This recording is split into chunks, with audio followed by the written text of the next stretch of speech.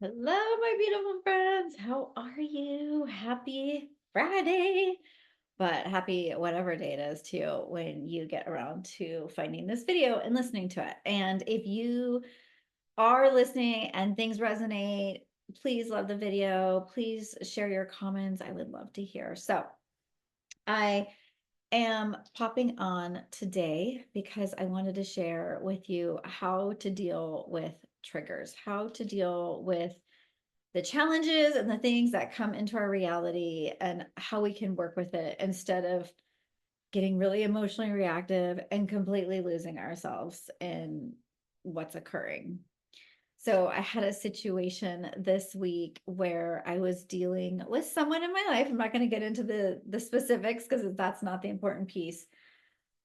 But I was dealing with a really challenging situation. And of course, has to do with something around my children. So anytime it's around my children, I get really crunchy and kind of guarded and more upset than I would in any other area of my life because my kids are so important to me. So I always laugh at how the universe has the code to get into those deepest parts of our hearts to get us triggered enough that hopefully we'll look at ourselves instead of continuing to loop and repeat in the pattern, right?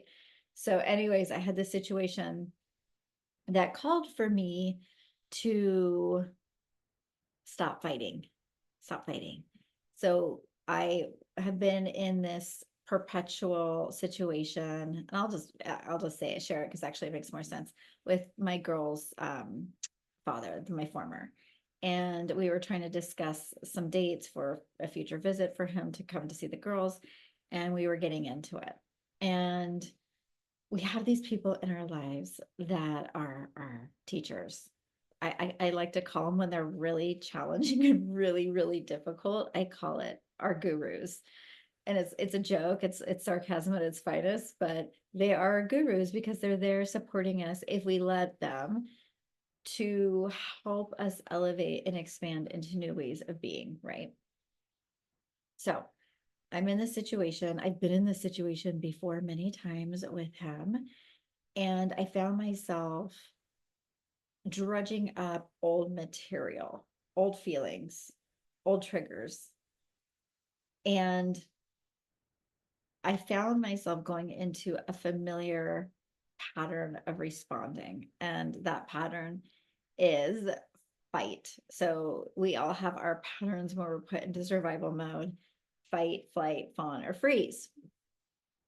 And depending on where you land on that spectrum, first and foremost, when you get triggered, you have an opportunity to either regulate your nervous system or to completely react and get lost and get like it's almost like you're sliding down. Like, do you remember those in backyards sometimes where, in summer, those things where you can put, it's like a strip of plastic, I think, and you put water on it, a hose, and then the kids can just like glide down that.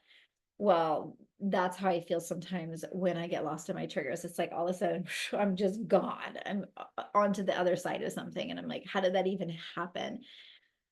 So instead of finding yourself in reactivity, and if you do, no judgment, recover, recover. That's recover and repair, right? And what I found for myself is I was going into this fight mode. Okay, like I have to have things my way or this way or the way I deem that it should be. And it was causing me a lot of suffering. So I want to know, with whatever challenges you're dealing with, whoever's triggering you in your reality, are you letting them get to you? Are you finding that the person is really affecting so much of your reality that you're suffering? And we can only allow somebody to affect us as much as we're willing to give them that power. So I found myself in this loop that I've been in the past, like I said, and I found myself extremely reactive. And when I find myself looping in very familiar patterns, I tend to take a step backwards and kind of try and be the observer of what is happening in my reality. And I was able to see that I was in fight, I was in survival, I was frustrated, my nervous system was not regulated. And so therefore I didn't have my executive functioning to make the best decisions, because essentially what's happening when we're in fight or flight is we're disconnected. Our mind is very active, but we're not connected to our bodies, we're not connected to that deeper truth, and we're not grounded. So you want to get yourself in the parasympathetic state so that you can come from a place of being able to reason and make sense and understand what's going on with you. So these gurus in our life, right? They are there to sometimes move us into new ways of being, because there's very recognizable patterns. And so anyways, I found myself doing the same old song and dance. And then I sat in meditation this morning, and I want to share this with you because I think it'll be really helpful to you for the next time that you are triggered by somebody and you don't know what to do. Or it could just be that you have a decision to make and you're really stuck in the duality. You're either stuck in the he said, she said, or this or that, black or white. It's that type of thinking that really gets us in trouble. And I went into the space in my heart when I was meditating, and I heard, rise above. And of course, rise above the situation, be the bigger person. We've all heard that before. But this was more of rise above these two things, the he said, she said, or this or that. And I almost imagine taking an elevator from wherever my focus is, whether it's if I'm in my looping in my thoughts, and I'm taking the elevator down to my heart. If I'm stuck in my solar plexus and fear and worry, then I take an elevator up to my heart. And from that place, get really quiet. And I was breathing, and I had already done my morning practice so that the discipline of the breath work and getting in my body could support me in regulating my nervous system. These are some of the tips and tricks I suggest to you guys to help you get back into your ability to be in your parasympathetic. And so once I got to that place, I heard this rise instead of fight, rise. And to me, that meant that I could, once I rise up, I can see the bigger picture. I can see the 360 view versus just maybe like the myopic small view of my small self when I'm stuck in these loops. And I could get into the higher vantage place and the higher, ability, capacity to receive and see, okay, what do I need to do from this space? And rising above sometimes is challenging because we think, oh, I have to be the bigger person. I have to do the right thing again. And I'm going to encourage you to see it a little bit differently. How about it's more of, I am doing this because I am moving away from suffering, and I'm moving into a state of harmony and energetic and emotional mastery.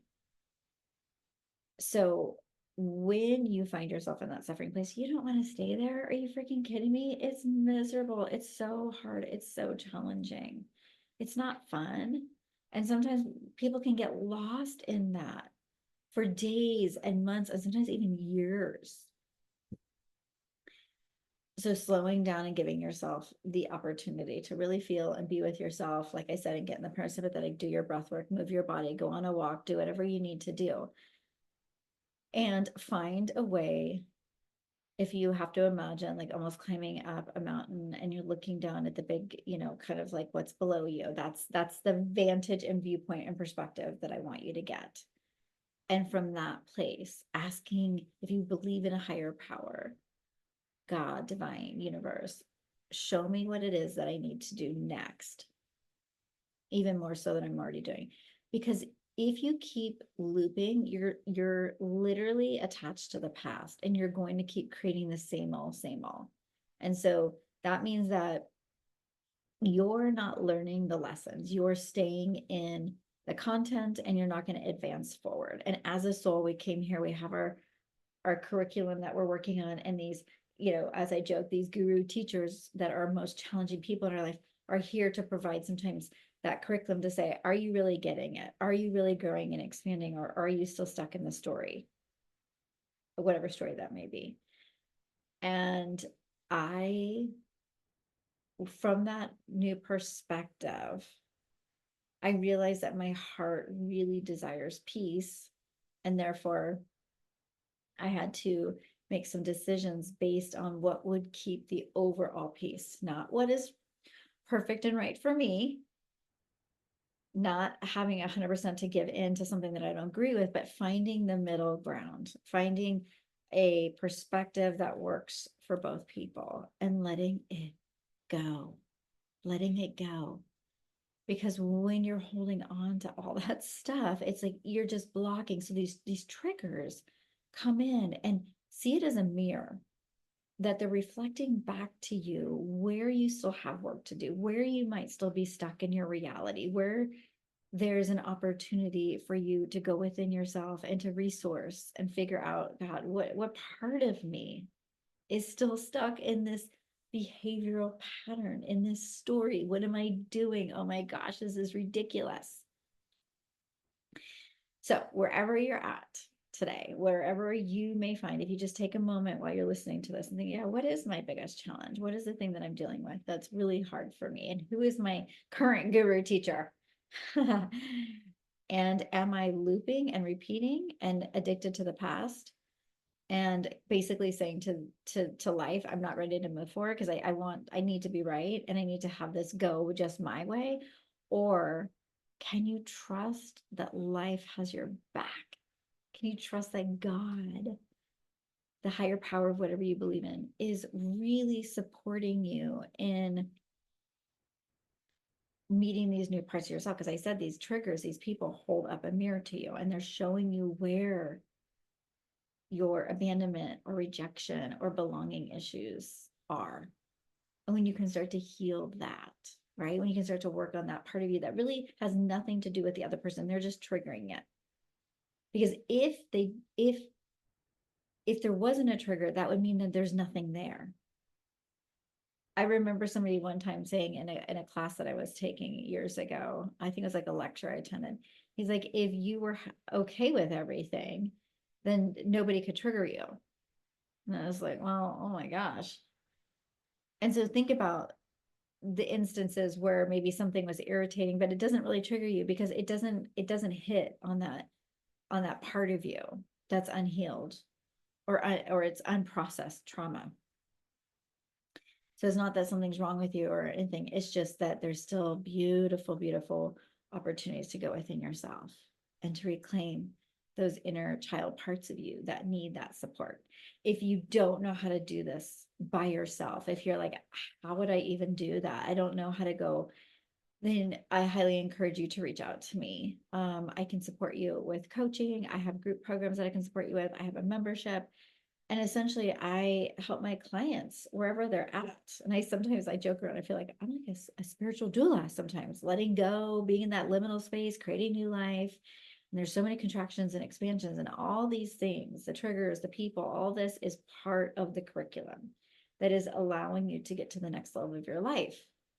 So if you want that type of deeper level of support, reach out to me and we can talk about what that would look like. I hope you have a beautiful rest of your day, and I look forward to seeing you guys really soon.